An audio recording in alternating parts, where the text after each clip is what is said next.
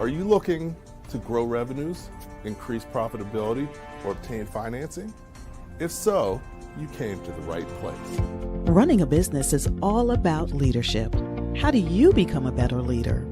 Learn from the successful entrepreneurs and business owners how to lead your organization more effectively. That's why we created Leadership Live at 805, Talking Small Business, to help you succeed with your host, Andrew Frazier, Business Growth Pro and CFO and founder of the Small Business Pro University. Every Tuesday evening at 8 p.m. Eastern, we're joined by experienced entrepreneurs and business owners who share their secrets to success via live stream. Also, every Friday morning, we release a new podcast episode. Either way, you will learn about developing your business leadership skills from our roster of highly performing guest experts. Leadership Live is one of the many valuable resources provided through the Small Business Pro University, empowering business owners to learn, profit, and grow. Find out more at sbpro.u.com.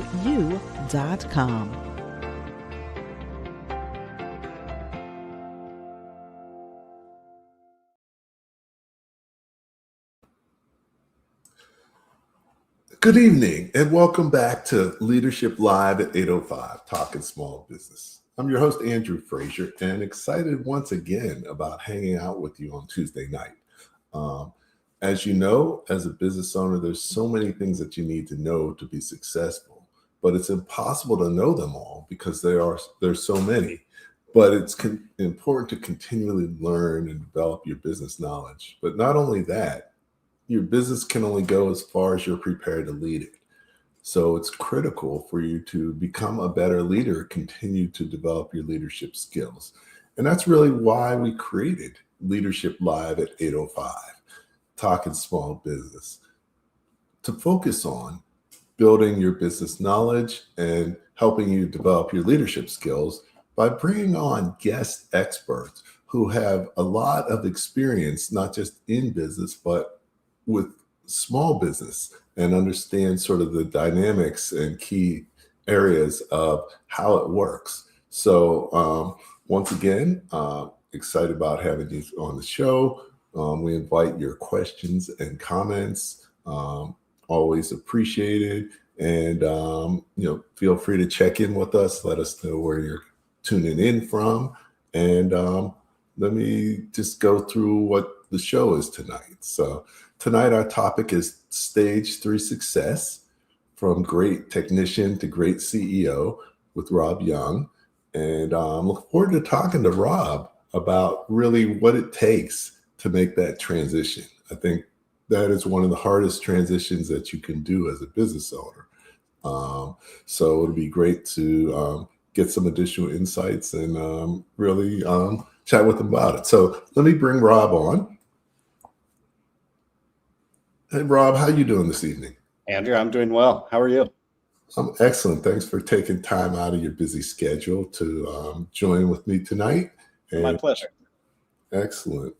So, we've had a chance to chat, but the audience doesn't really know you at all. So it'd be great if you could take a minute to sort of talk a little bit about your journey and how you got to where you are. Okay, sure.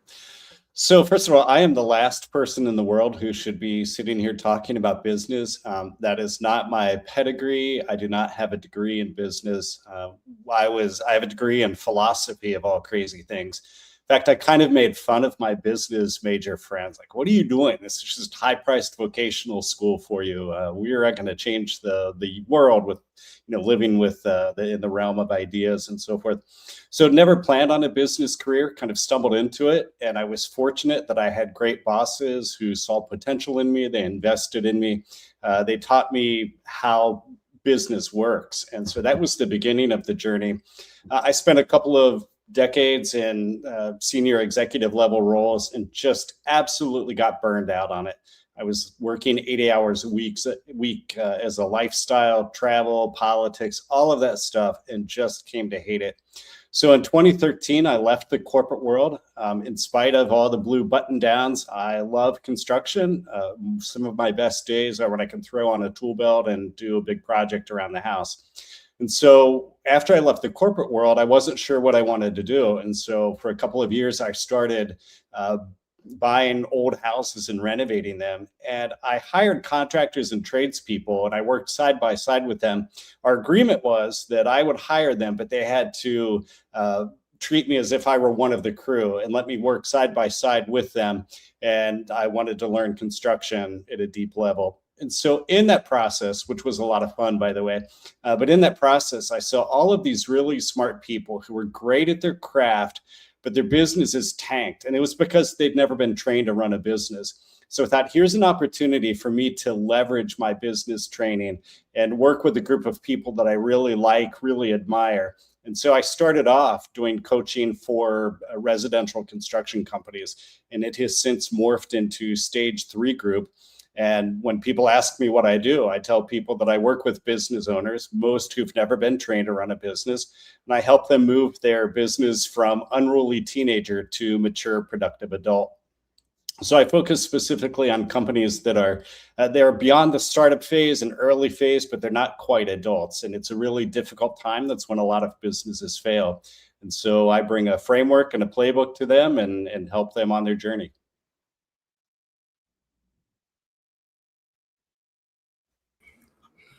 Excellent. Well, definitely that's a challenge many business owners face, and it's always good to have guidance in that space. Both you and I do some similar things with business owners. I think we can really chat about really what works and give different perspectives because people. That learn in different ways and can take information. So now, Rob, we talked about level 3, and you have a book about level 3 as well. And you mentioned a little bit about what level 3 is, but can you share a little bit more about how you define level 3 before we dig in? Well, if you think about the business life cycle, technically there are 5 stages, but the last one is decline and death, and I don't want to deal with that. But let's say that you have an idea to start a business, and so you have a startup. I'm going to call that infancy or stage 1. And at that point, your mission is just to prove that the business is viable, that you have an idea that can gain traction in the marketplace. Eventually, you get a couple of customers and you enter early childhood stage or stage 2. And the challenge then is just trying to get everything done, usually without enough resources. And so you probably have a couple of employees at that time. Everyone is wearing multiple hats. You don't have anyone specializing in anything. And people are probably doing things that they're not really qualified to do, but you don't have the luxury of hiring a big team. And so again, the focus of that stage is trying to get things done, usually without enough people or money. Eventually, you get to stage 4. So that's mature, productive adulthood. You have a well-defined team. You are trying to maximize, and that's what your goal is there. Maximize your cash flow, maximize ROI. Maybe you're looking at other markets to pursue and so forth. But there's this awkward phase in between that, stage 3, which again, I think they're a lot like the teenage years. And so a business at that point, it's acquired a lot of knowledge and wisdom, but it's running in an undisciplined fashion. And so the key thing there, I think, is trying to navigate the challenges of growth. And that's usually the stage when the owner realizes, I cannot do this all on my own. Things are just too complicated. And so probably your sales process is a little bit more challenging at that point, a little bit more complicated and so forth. And basically, and so in my book, Stage 3 Success, I define a business as having 3 essential functions. I don't care if you're a one-person startup. I don't care if you are a multinational corporation. Any company has 3 basic functions. One is product making. That's producing the product or the service that you sell. The second function is customer getting. So that's sales and everything upstream of sales, such as marketing, branding, and so forth. And then the third component is navigating, and that is simply managing the business. And so it includes things like strategy, IT, accounting, HR, all those kind of technical things. And those become more important because in stage 3, you start adding members to your team and so forth. And so that's how I would define stage 3. It's becoming more complex, it's growing. So growth is a great thing, right? But if you're not prepared for it, then it's a challenge. And so in my experience, business owners start businesses for a lot of reasons. Most of them, there have been surveys that say about 2/3 of people who own a business have never been trained to run one. But let's say you're really good at your craft, whether you are an engineer or an architect or a builder or a software developer, and you want to start your own company. So you're really good at your craft, you love doing your craft, and you decide to start your own business, or maybe you don't want to have a boss or their lifestyle issues. So those are your motivations to start a business. You're good at your craft. Owners are usually pretty good at selling because they're passionate about what they're producing, but no one ever started a business to focus on managing it. And so that's where the challenge comes in. You can get by the first 2 stages without a lot of attention to the navigating function, but it becomes challenging as the business grows. Definitely, the 5 stages, each one has its own nuances and own challenges, as well as goals that you have to have, structure you have to create, and basically leadership skills that you have to develop to move forward successfully. And like Rob said, at that stage, it becomes beyond you to be able to manage the way your business needs to be managed. So getting help is key. So before we jump in on the topic, just want to share a little bit about Small Business Pro University. The show is one of our Brain Trust initiatives that we use to help entrepreneurs learn, profit, and grow. So here's a short video about the show, and then I'll be back talking with Rob Young about small business. Many small businesses experience low or no revenue growth, and the owners are not making enough money.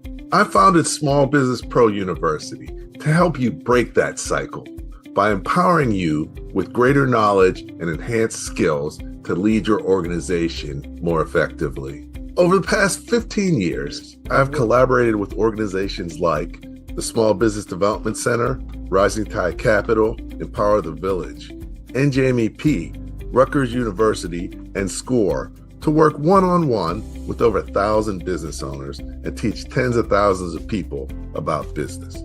My experience includes serving as a naval officer, managing businesses, graduating from MIT, earning an MBA from NYU, and achieving the CFA designation, which has prepared me to accomplish my mission of helping 1,000,008 business owners to sell more, maximize profit, and finance growth by 2028. My vision is to create the ultimate business ecosystem for entrepreneurs. Small Business Pro University empowers entrepreneurs like you to run their businesses more professionally and create sustainable enterprises. We employ my proven proprietary Masterpreneur Playbook framework to guide your journey along the Masterpreneur path and facilitate your Masterpreneur evolution to work on your business and scale faster and easier. Small Business Pro University provides access to valuable resources, partnerships, and relationships that will help you to sell more, maximize profit, and finance growth. Our Masterpreneur initiatives include the Small Business Pro Network, 100+ expert-led multimedia courses, intensive training workshops, Spanish language training, Leadership Live at 8:05 live stream and podcast, in-person Power Breakfast events, and advisory coaching, consulting, and training services.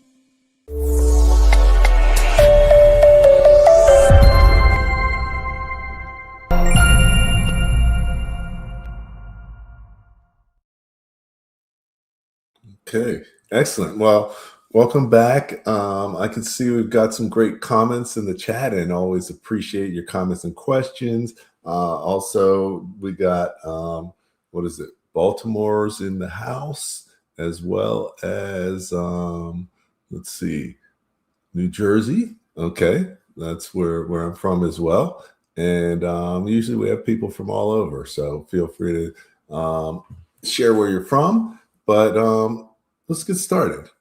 So, Rob, you know, business owners always have challenges, but you mentioned going from from technician to CEO, Mhm. but there's different steps in between. What do you think are the most difficult steps for business owners to take when they're making that transition? Sure. Well, let me step back from that a little bit. And I know that there are a lot of popular books that say if you own a business, you need to be CEO. And I absolutely agree with that part. I think you need to be a CEO. However, I think that you are probably the special sauce of your business. So, for instance, I had a client in Cincinnati. He was a residential remodeler. He was a master craftsman. He was an expert at historic renovation, and he had a waiting list of people who wanted to work with him, and people would wait for over a year for them to even look at a potential project. He was that good. It had been written up in magazines and so forth. So he was an expert craftsman. His business was struggling because there was no one driving it. And so we had a conversation one day, a little coaching discussion. And I said, hey, you need to reframe how you think of yourself. You're not a craftsman. I mean, you're a great craftsman, but you need to introduce yourself and think of yourself as the CEO, as the CEO of a niche remodeling company. And so we talked about what that meant, and what he thought I meant with that was he needed to go sit in the office, he needed to learn QuickBooks, he needed to do all the accounting and so forth. And I watched him kind of slump down in his chair as he thought that's where I was going. And I said, no, no, no, no. You are the secret sauce of your business. You are wired to be a craftsperson. You love it. You're great in the field. You're great training people and talking to homeowners. That's what you need to do. That's what God wired you to do. But being a CEO, you need to make sure that someone is running the business, whether it's you or someone who's more qualified to run it, and have check-ins with them. And so we helped build a framework so that he could do that. So again, I take a little bit different approach than what I've seen other people do and what other authors have recommended. If the thought of sitting in an office all day and working on accounting and policies and procedures is not at all appealing to you, the good news is, as a business owner, you have the freedom to do what you want, and you should probably do what you're wired to do. The bad news is someone has to take on the responsibility for the business. Great point. Great point. I mean, um, I always say, if you're not running your business, who is? Right. And you know, a lot of times people, don't do things that they don't like, Right. and that can get you into trouble. So, so definitely that's key. Um, you know, one of the things that I noticed was that the greatest fear of most business owners was um, numbers and analysis. Is that something that you're seeing as well? And how do you address that? Yeah, absolutely. So there are people who are wired to be spreadsheet jockeys and so forth. I'm one of them. I think it's a genetic disorder because my daughter also loves spreadsheets. She was living in Colorado for a while, and we would text each other back and forth, like, look at this spreadsheet I'm working on. So apparently it's a family thing. Um, what I think needs to happen. So the book, there are three main chapters in the book. And I think as a business owner, there are things you need to know, things you need to monitor, and things you need to do. And so business is a numbers game. And so you need to know some accounting, not a lot. I don't think you need to know a lot about debits and credits, but it is a numbers game, and your report card for your business is financial statements. And so I think you need to understand how to read financial statements. So we talk about that in the book. I think, we can make it fairly easy to understand the stories your financial statements are telling you. But again, I use a term called BeiHu, and I saw someone mention it in the comments, and it stands for best and highest use. As you think about yourself and what you're wired to do, what your skills are, what your talents are, what your passions are, how do you make the best and highest use of them? If you are a craftsperson, for instance, like this CEO I was talking about a few minutes ago, the best and highest use of your time is not entering transactions into QuickBooks. It's doing the craft of the business. But there are a lot of people out there who can work with you, whether it's a full-time person, whether it's an accounting firm you hire, or even a fractional person.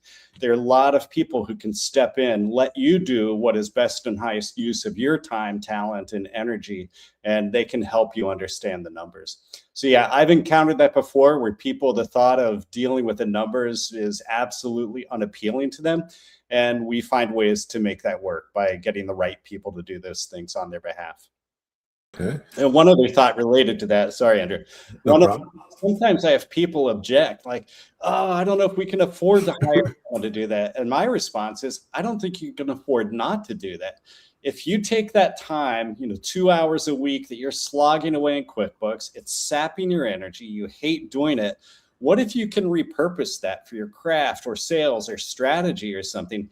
Usually you can make up the money you would pay someone to do bookkeeping for you by a significant multiplier. So I like the idea of looking not just at the cost, but looking at what you can do if you repurpose the cost to something else. Definitely. So now, another thing that some business owners find challenging is sales and marketing. Most people didn't start a business to sell and market. To get to level 2, you have to do some level of selling and marketing, Right. but you have to really up your game, and with each level. So how do you address that when that seems to be one of the challenges to their growth? Sure. I have a few thoughts related to that. In my experience, most owners are pretty decent salespeople. I mean, they have to have some passion for what they're doing, because there are easier ways to make a living than to start a business. So you have to have passion for it. You're an expert in what you do. And I find that most owners are pretty good at selling. But at some point, either they want to do something else, they want to focus on the craft, or they need to bring some people in. And I think the biggest thing you need to do, well, two things actually. You need to understand, what is the problem you're solving? What does that mean to the marketplace, and how much are people willing to pay for it? And if you can talk about your product or service, not in a show up and throw up type of thing, like, let me tell you how good my product is, but hey, help me understand what this problem is and what it means to you, either personally or to your business, and here's how we can solve that. I think that's the first thing. How do you frame sales? And it should be all about identifying the problem you solve and providing value to the marketplace. The second thing, and this is where I have seen people get tripped up, is they don't understand that sales is a process-driven discipline. And so I've seen people sell on the basis of personality, and that may work for a while, but that's not a long-term thing. And so one of the things I do is I help companies to figure out what is their sales process. We build standard operating procedures around that. We train salespeople around that, and then that's how we execute. And so there are a couple of things that I look out for when I'm working with a company and they're struggling in sales. And one is, we have sales meetings, and I always want to know, why is this deal going to close? And literally, and you've probably encountered this too, Andrew, I've had people say, well, because they really like me. And I think, no one is going to spend money because they like you. They may be willing to chat with you and consume your time, but you better understand what problem they have and how you're going to solve it. And you better have a process to walk them through that so you can complete the sale. So definitely, your value proposition is key, and you always have to think of it whenever you're making your offering. So, but personality can help too. Sure. Yeah. You have to have that as a positive, but that can't be the driver. But well, let me give you an example of that. So my wife is a residential architect, and she's really good. And we struggled through this. I was kind of working as her business advisor for a while, and we talked about this. And we think about the sales experience that her prospective clients go through, and they typically look at multiple architects. And what usually happens is someone comes in and they're eager to show their portfolio, like they should be. They have great work. They should be proud of it. But what we realized is that they weren't identifying the problem. And ultimately we boiled it down to people have spaces that aren't working for them. Maybe their kitchen is outdated. Maybe they have a life change and the house is no longer meeting their needs, but they don't want to move because their interest rate is really good on their mortgage or they love their neighborhood, but the space isn't working. And so rather than going in and leading, like, let me show you my great work, she has a conversation. It has just been transformative as she draws out what their needs are. And so I just think that's huge. Definitely. Because business is about solving problems, and you can't solve the problem for your customer if you don't know what the problem is. So definitely that makes sense. But you're pretty brave counseling your wife. Well, it's good because she's far and away the smartest person I've met. So I realize that, and we get along. I don't know if I'm that brave. So one other area that people have a lot of challenges with in growing their business is managing people.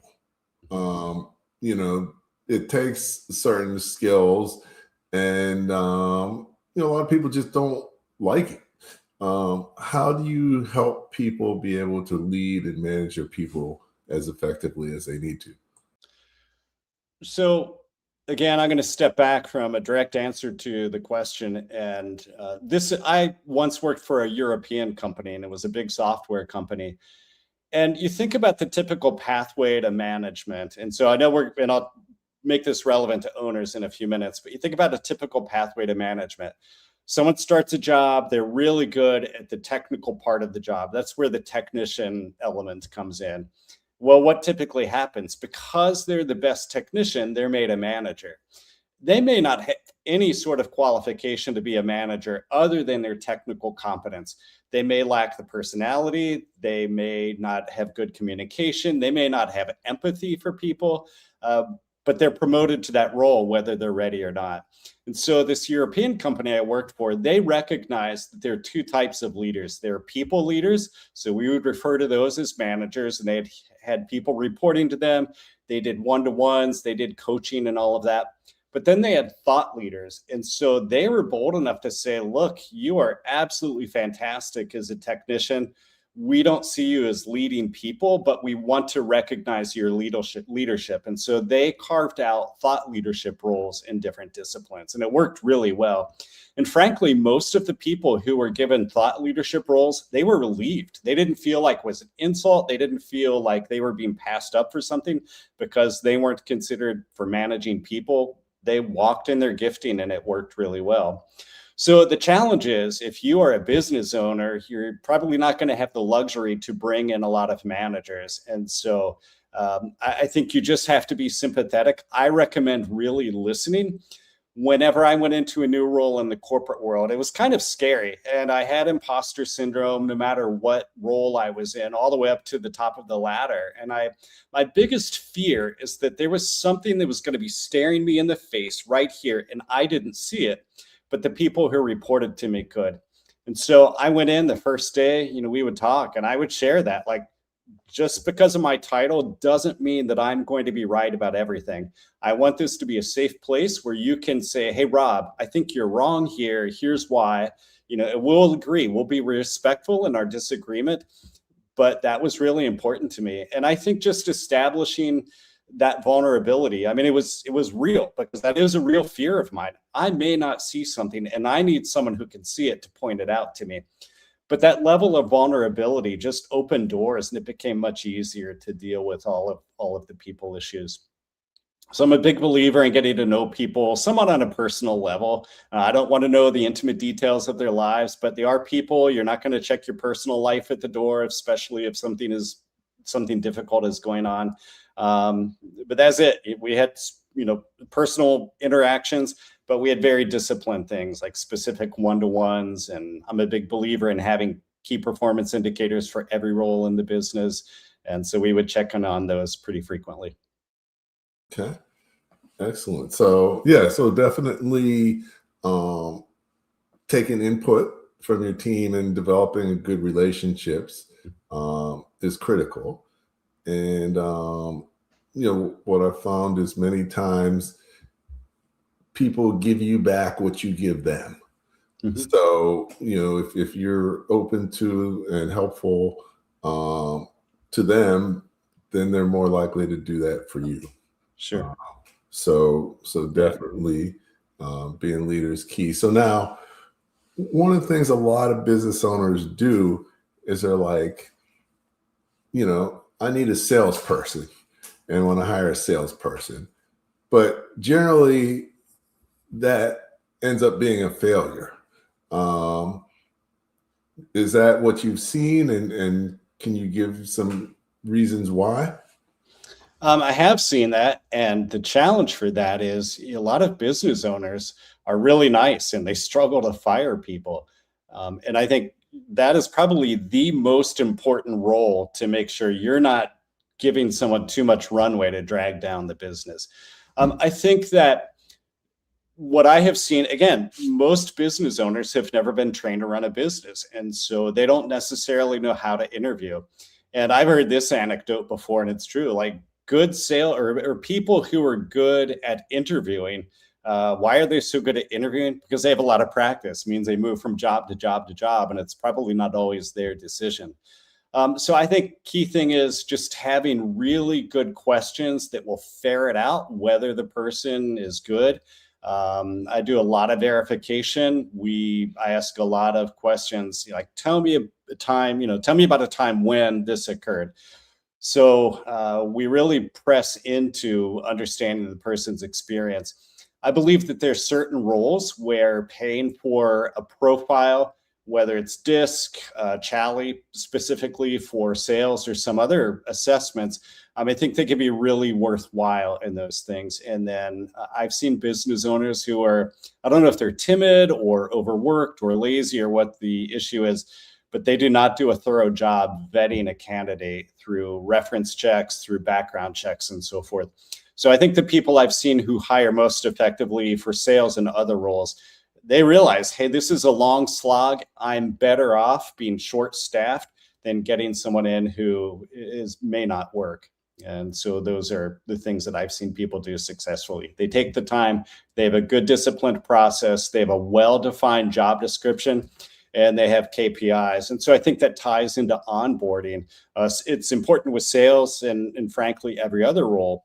But most companies don't do a good job of onboarding. And so we develop very specific plans. Here's what we expect you to accomplish by the end of the first week. Here's what we expect you to accomplish by the end of the second week, at 30 days, 60 days. And if they're not meeting those specific things, it becomes visible pretty quickly. And so then you can intervene either with corrective action if you think the person has potential, or to say, hey, this just isn't working out, and you move on. Okay, excellent. So, they always say that you want to be slow to hire and fast to fire. Yep. And so definitely that, it's easy to say that, but sometimes it's harder to do that. It Like you is. said, if you're not used to that, Yeah. it can be really hard to fire somebody. Yeah. And I don't know if that's your experience, Andrew, but I've worked with so many small businesses. And even in the corporate world, I hated firing people because you have to recognize like this affects the person in so many ways. It affects their family. Like you hate to do it, but sometimes you have to. And I've seen so many small business owners just really struggle, and they just let someone hang on for way too long. Yes.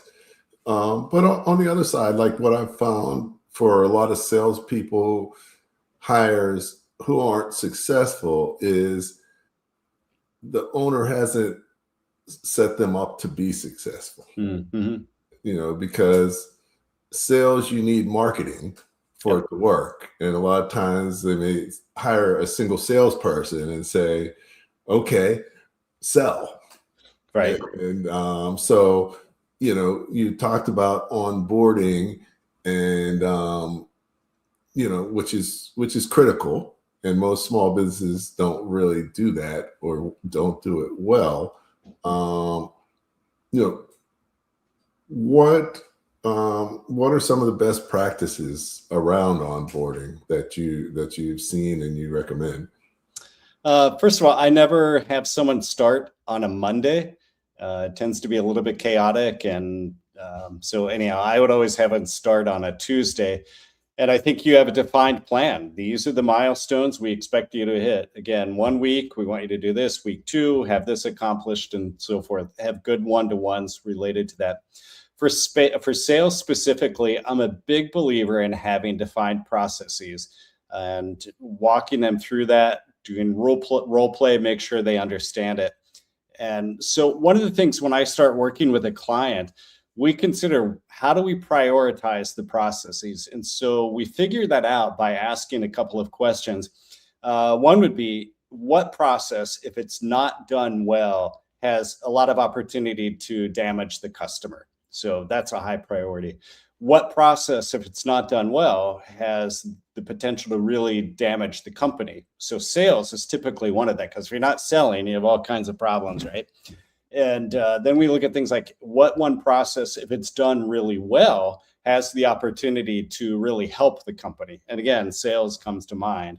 And so we fire a bunch of questions at the different processes, and then we make a priority list of what we want to focus on. But sales is almost always one of the top 2, the processes we work on.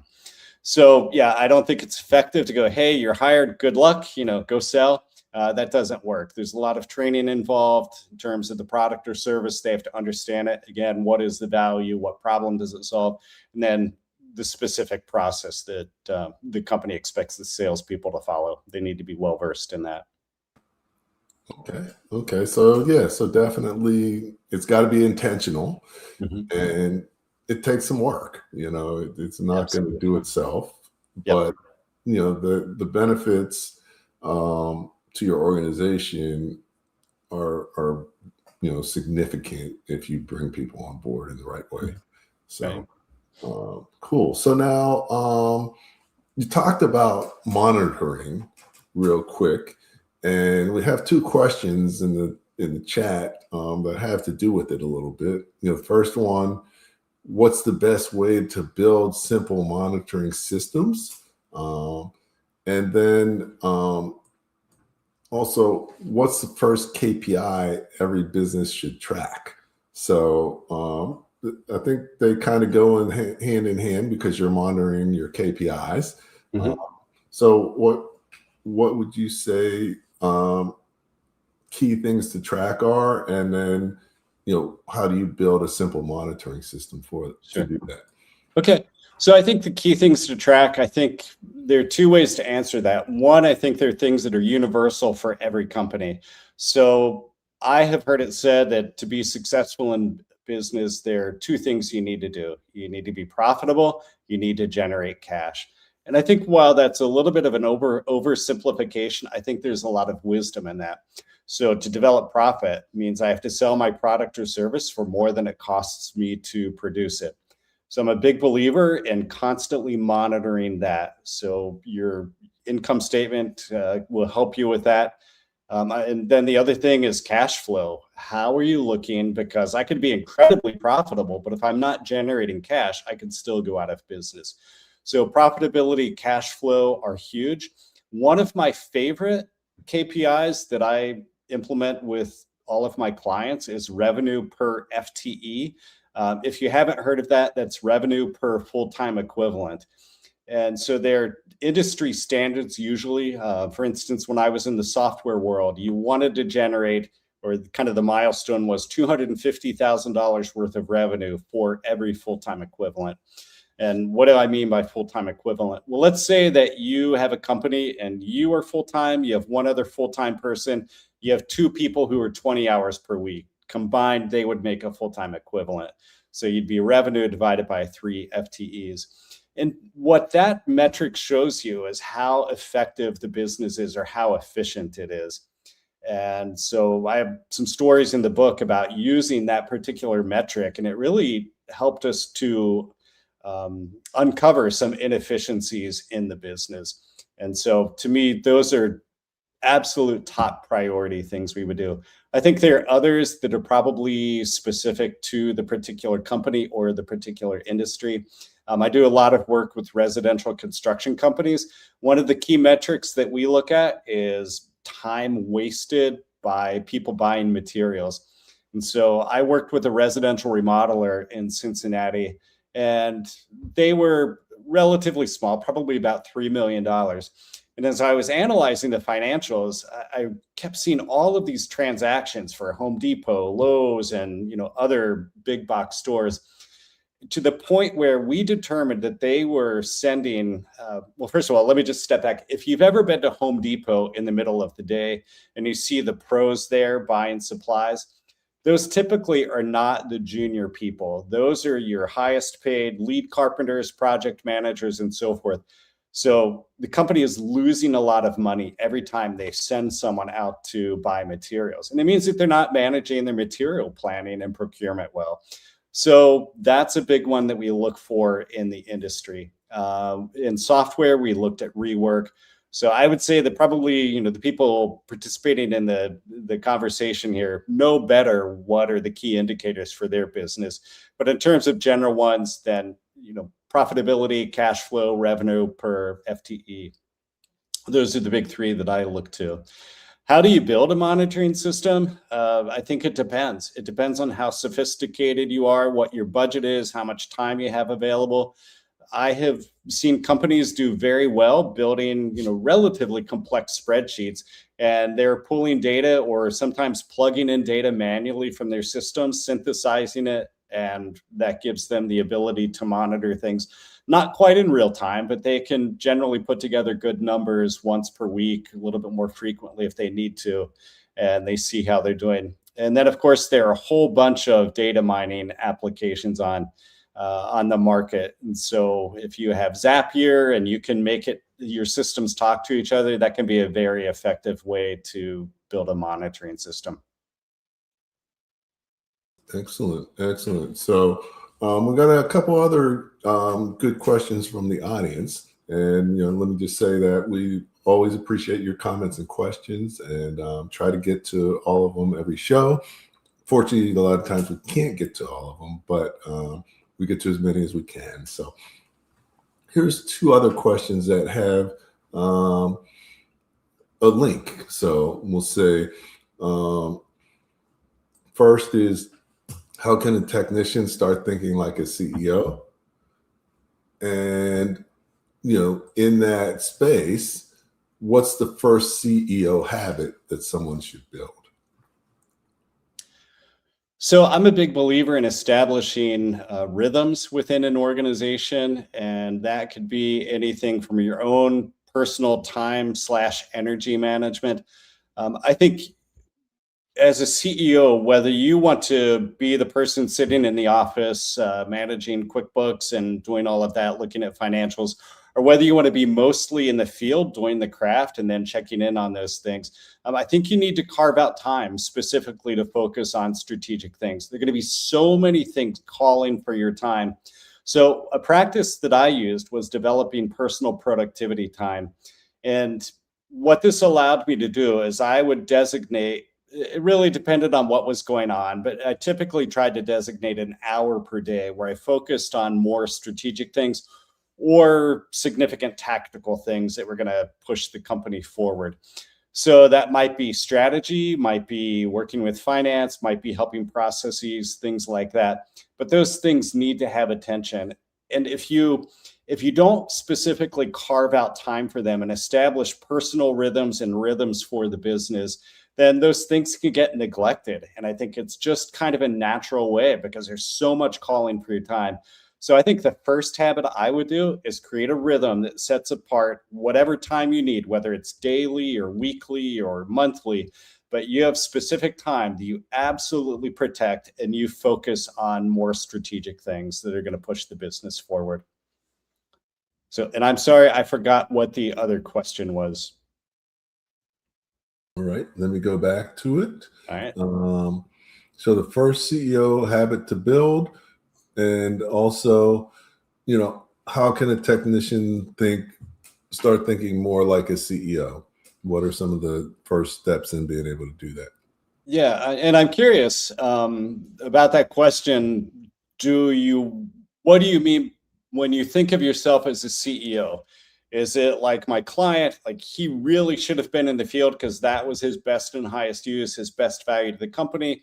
Or you really wanted to be in the office full time and just kind of managing the organization?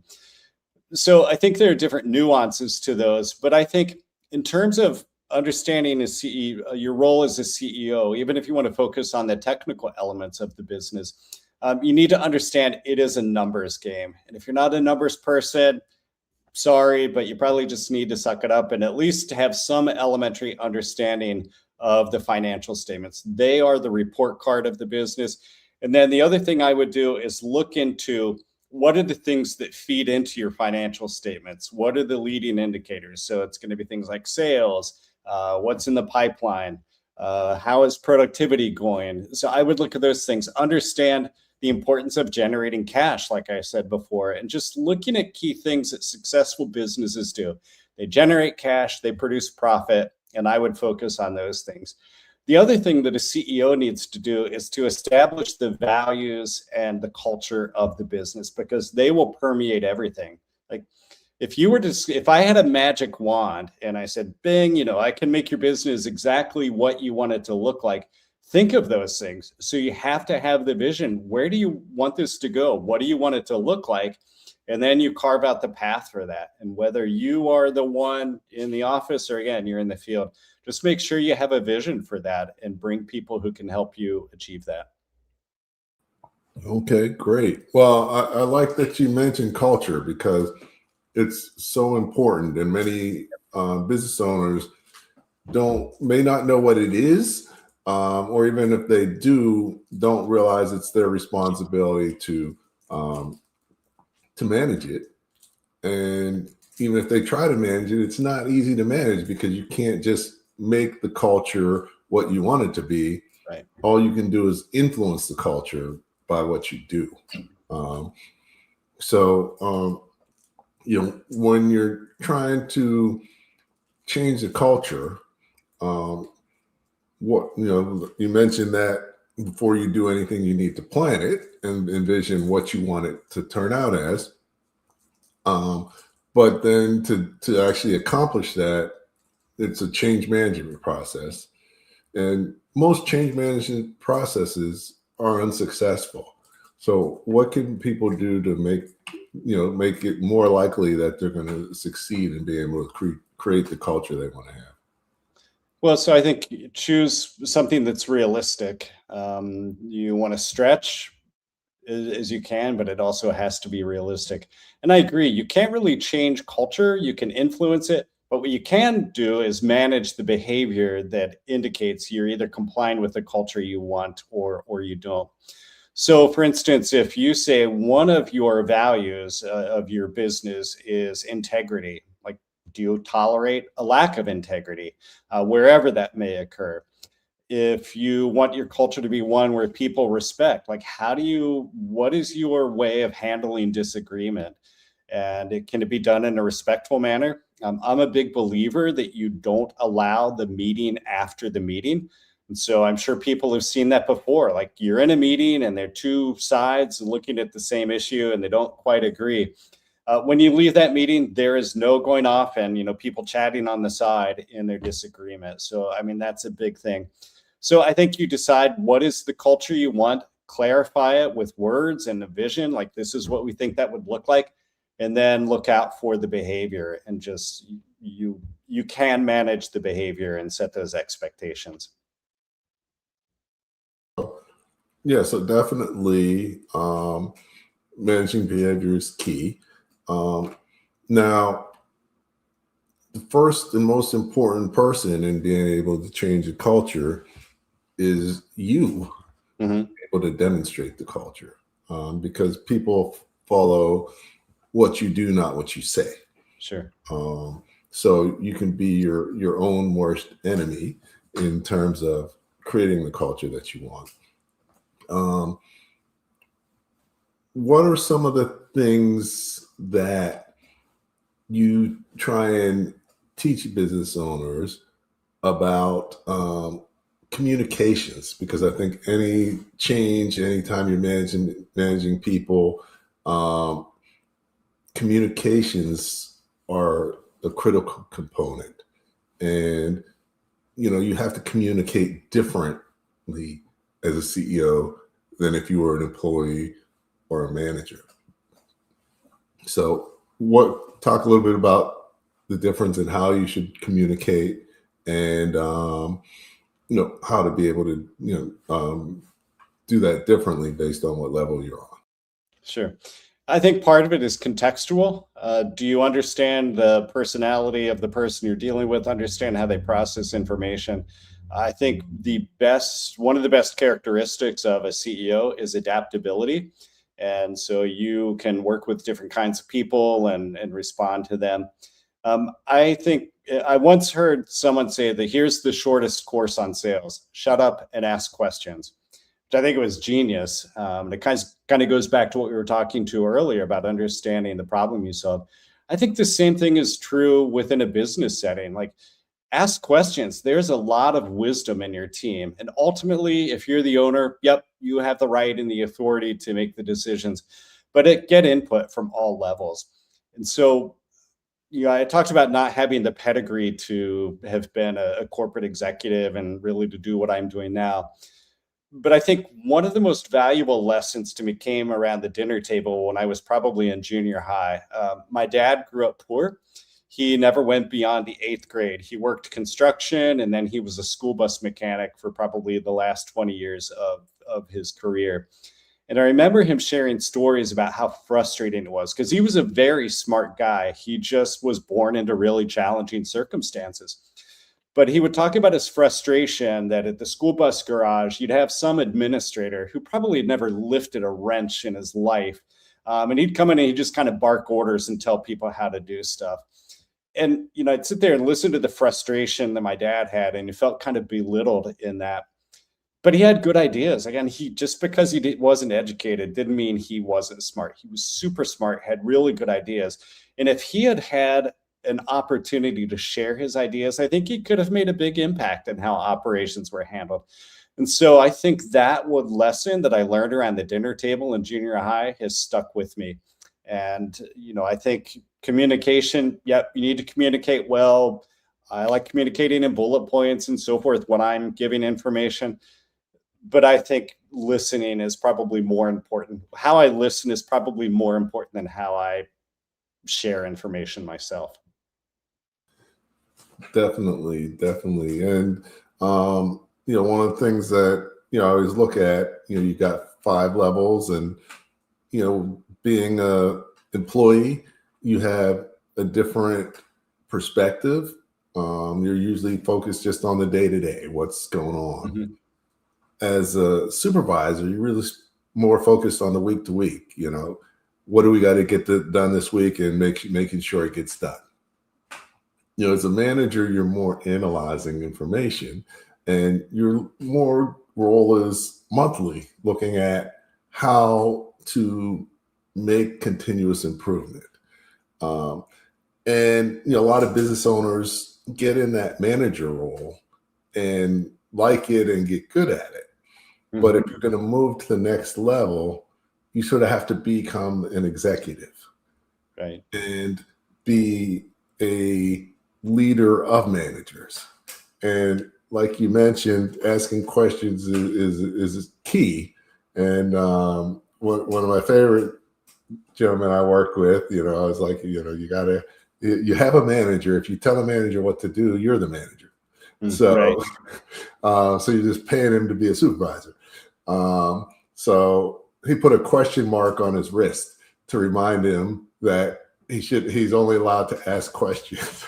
Yeah. So we'd be in the meetings, and it took him a while because, you're so used to telling people what to do and figuring out the answer, but you got to make them figure out the answer. Even if it's not as good an answer as you would have done, they got to learn, because otherwise you're not going to be able to move beyond where you are.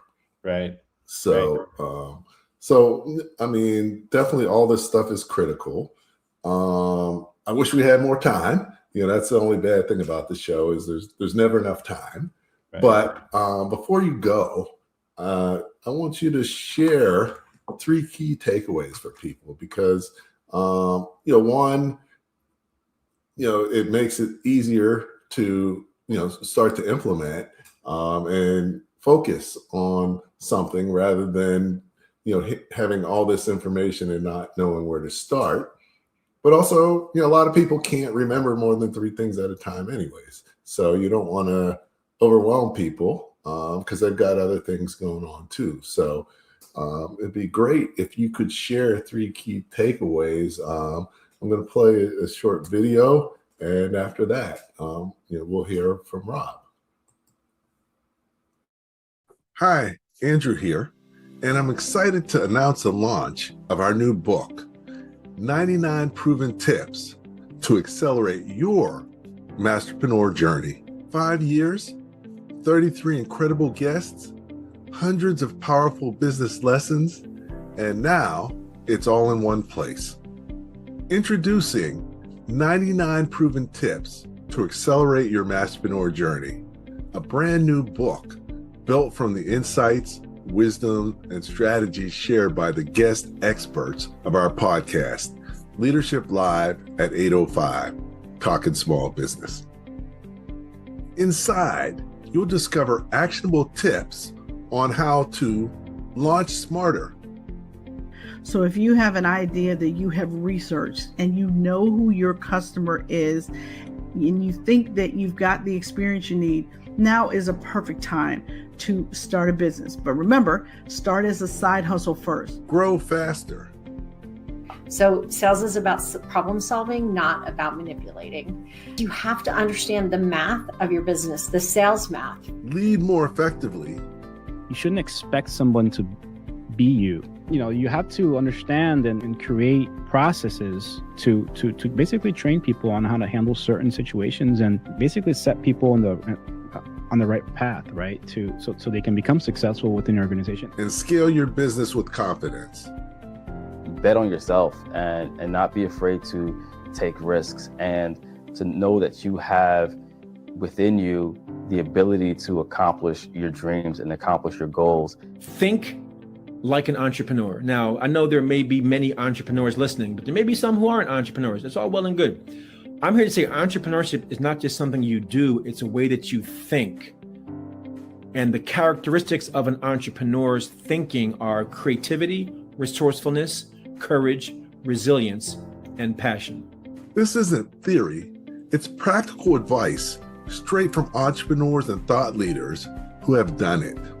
5 years of conversations, 33 voices of experience, and now 99 tips to accelerate your masterpreneur journey. Get your copy today. Pre-order now to reserve your signed copy. Click the button below or scan the QR code to order from www.sbprou.com/99-tips.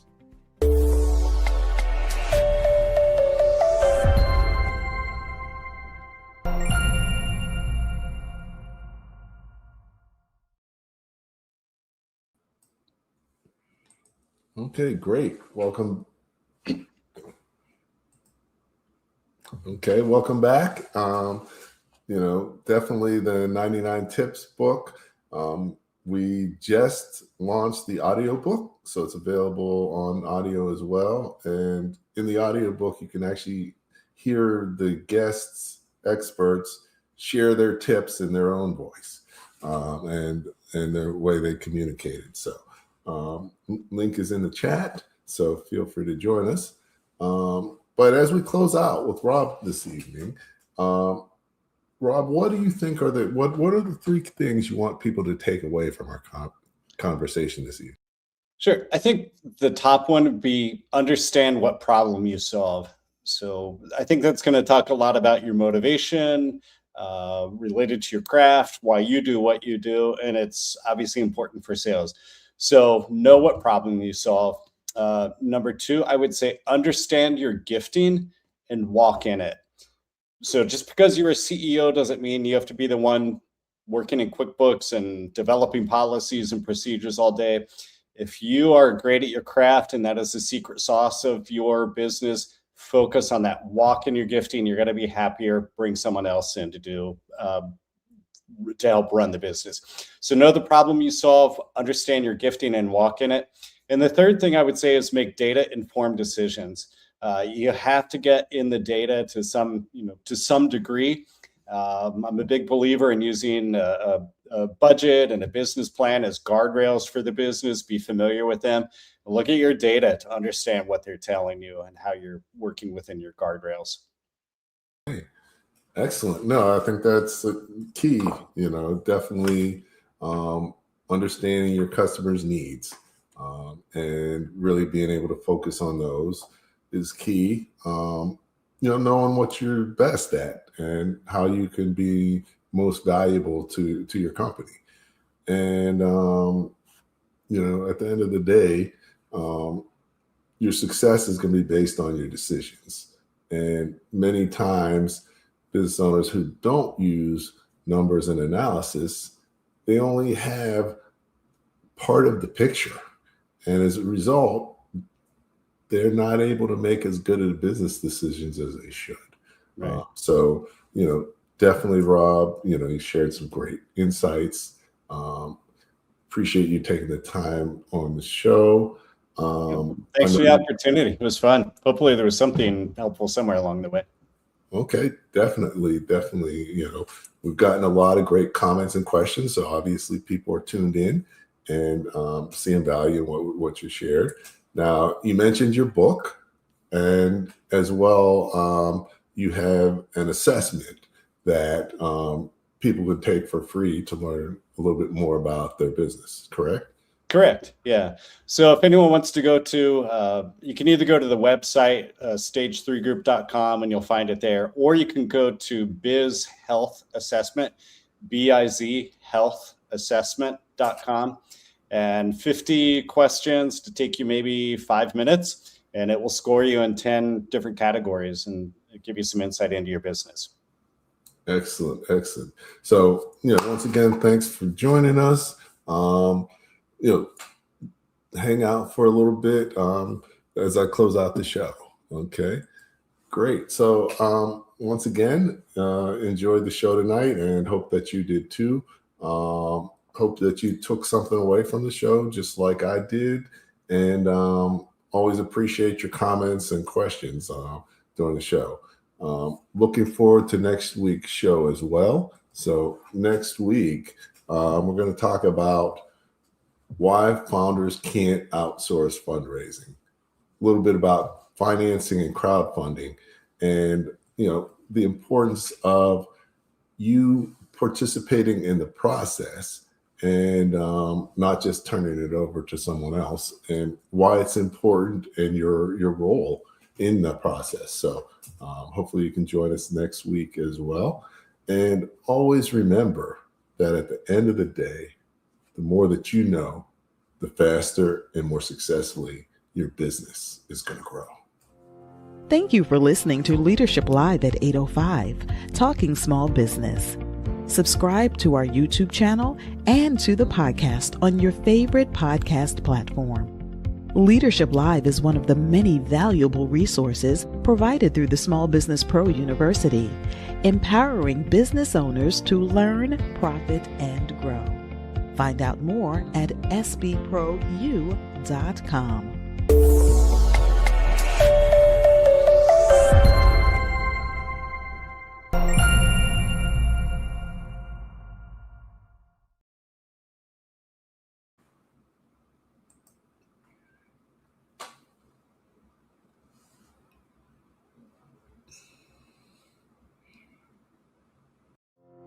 Thank you for listening to Leadership Live at 8:05, Talking Small Business.